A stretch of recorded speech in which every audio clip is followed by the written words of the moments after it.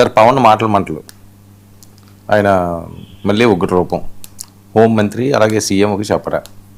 ఇది పవన్ కళ్యాణ్ దీనికన్నా కొనసాగింపే. ఇప్పుడు ఆయన మొన్న మాట మంతి కాకినాడ కదా, మాట మంతి కంటే మాట మంట అని పేరు పెడితే బాగుండదని నాకు అనిపించింది. ఆయన మాట్లాడినంత అంత అసహనం పరాకాష్ఠ చేయని విధంగా ఆయన మాట్లాడాడు. మాట మంతి అంటే అర్థం ఏంటంటే కూర్చొని కాస్త మాట్లాడడం, మంచి చెడ్డ వాళ్ళు చెప్పింది విని అదే జరుగుతుంది ఇక్కడ ఒకటే. ఆయన ఒక విధమైన విపరీతమైన ఉగ్ర రూపం. ఎవరిపైన నీ వైరం అన్నట్టుగా ఎవరిపైన వైరం? అది మాట మంతి అంటే సివిల్ డిస్కస్ ఏమనాలి, కన్వర్జేషన్, పౌరులతో సంభాషణ అంటే వాళ్ళు చెప్పింది వినడం, మనం వినడం, పౌర సమస్యలు ఏంటి, సూచనలు ఏంటి, సలహాలు ఏంటి, దిద్దుకోవాల్సినవి ఏంటి, అది టూ వే ప్రాసెస్. అది రెండోది అధికారికమైందా అనధికారికమైందా? అధికారికమైంది అనుకోవాలి, ఎందుకంటే వెనక ప్రభుత్వ లోగో ఉంది, ప్రధానమంత్రి ముఖ్యమంత్రి బొమ్మలు ఉన్నాయి, వేదిక మీద జిల్లా ఎస్పీ కూడా ఉన్నారు, కలెక్టర్ కూడా ఉన్నట్టున్నారు. కాబట్టి అదేమో అధికారిక సభ. మాట్లాడిన విషయాలు చూస్తేనేమో పూర్తిగా రాజకీయ కోణం. ఆయన ఎవరిని వదిలిపెట్టలేదు. ఇప్పుడు ఇందాక మనం తీసుకుంటే ఒకటి ఆయన ఇస్తున్న మినహాయింపు ఏమంటే, తన కొడుకు తప్పిపోయి కనపడకుండా పోయినప్పుడు ఫిర్యాదు చేసే హక్కు తల్లికి ఉంది. ఇది ఒక్క మాట చెప్పి ఇంకా మిగిలినంతా అటు నుంచే రివర్సే. నేర చరిత్ర కలిగిన వాళ్ళను నాకు ఆపాదిస్తారా? నేర చరిత్ర కలిగిన వాళ్ళని చర్య తీసుకోకుండా ఊరుకుంటారా? నేర చరిత్ర కలిగిన వాడికి కులం ఏంటి, కులాన్ని చూడాల్సిన అవసరం ఏమొచ్చింది? నిజంగా ఈ ప్రశ్న, ఈ చర్చ మొదలు చెప్పు ఉండాలి కదా. రెండవది సిఐ కులం కూడా తీసుకొని రావడం, ఇవన్నీ మీడియాలో ఎవరు ఇవన్నీ చేశారు, ఎక్కడ జరిగింది, ఇదంతా చూశారు కదా. రెండవది, ఇప్పుడు నేను ఇందాక చాలా ప్రశ్నలు వేశాను. చట్టబద్ధత అన్నది నేరస్తులకు వర్తించినట్టే పోలీసులకు ఇంకా చాలా ఎక్కువగా వర్తిస్తుంది కదా. పోలీసులు చట్టాన్ని కాపాడడానికి ఉన్నారు కదా.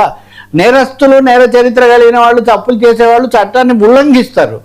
పోలీసు వ్యవస్థ, రక్షక బోట్లు అనేవాళ్ళు చట్టాన్ని రక్షించడానికి కదా, లా అండ్ ఆర్డర్ చేయడానికి కదా. లా అండ్ ఆర్డర్ ఉల్లంఘించారు, స్టేషన్లో పెట్టింది చూపలేదు, అక్కడి నుంచి ఇక్కడ తీసిపోయారు, ఇన్ని రోజులు కప్పిపుచ్చారు, ఇదంతా చేయడానికే కదా సిట్ దర్యాప్తు వేసింది.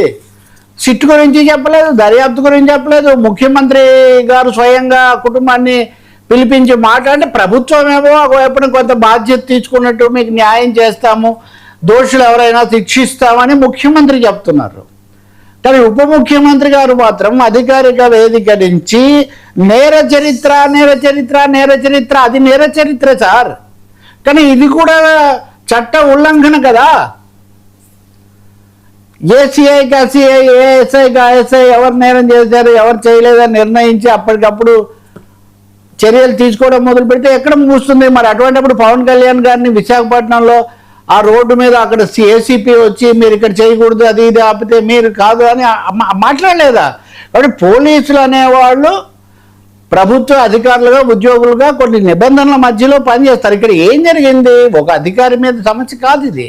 కాబట్టి పవన్ కళ్యాణ్ ఆవేశం అన్నది నిజంగా కొంచెం శృతి మించిందని నేను మొన్నే చెప్పాను. కాకినాడ సభ పరాకాష్ఠ అనిపించింది నాకు. దానికి ఒక దిశానిర్దేశం, ఏం దిశానిర్దేశం చేస్తున్నారు? ఎవరి మీద అసలు అంత కోపం?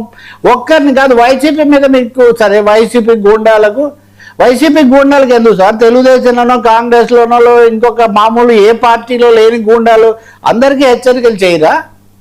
వైసీపీ ప్రతిపక్షం, వైసీపీని మీరు ఖండించండి, తప్పులేదు. దాని మీద మీరు ఎదుర్కోండి, తప్పులేదు. అది కూడా ప్రభుత్వంలో ఉన్న వాళ్ళు మాట్లాడేటప్పుడు కొన్ని పద్ధతులు పాటిస్తారు, ఓకే. మీరు కోపం లేదా గతంలో వాళ్ళు పాలకులు కాబట్టి మీరు చెప్పారు, బాగానే ఉంది.